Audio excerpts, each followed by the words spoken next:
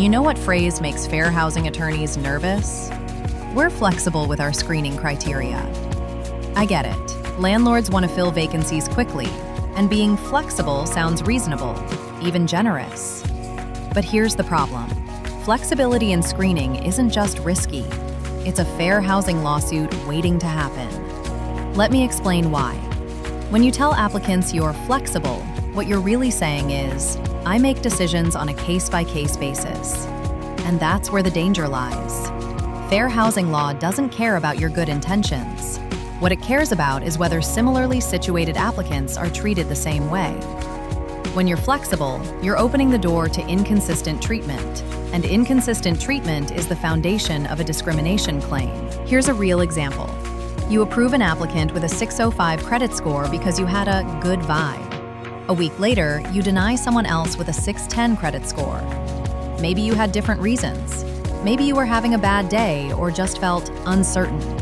But now you've created a pattern that a fair housing investigator will absolutely notice. So what's the answer?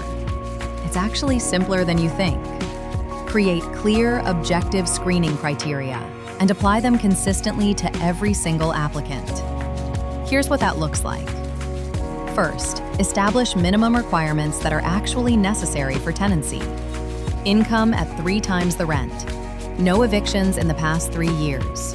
Credit score of 600 or higher. Second, write these criteria down. Put them in your rental listing. Give them to every applicant. Post them on your website. Third, and this is critical, apply them the same way every time. If someone doesn't meet your criteria, they don't get approved. No exceptions for people you like. No special consideration for compelling stories. Same standards, same process, every applicant. Now, you might be wondering, what if someone has a legitimate reason for not meeting my criteria? Great question.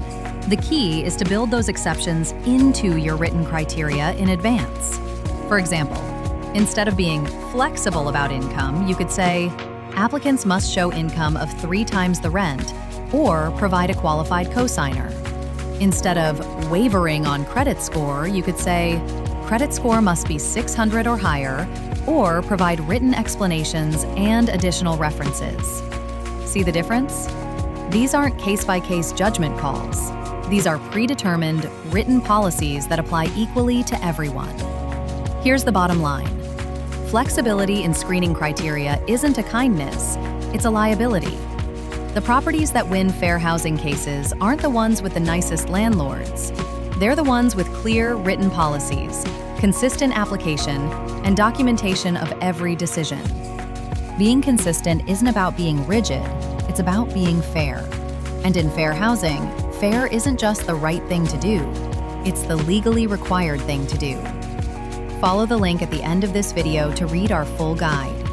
Next week, we'll talk about protected classes, another screening mistake that landlords make all the time, asking questions you think are innocent, but are actually illegal. You won't want to miss it. Until then, review your screening criteria. Make sure they're written down, make sure they're objective, and make sure you're applying them the same way every time.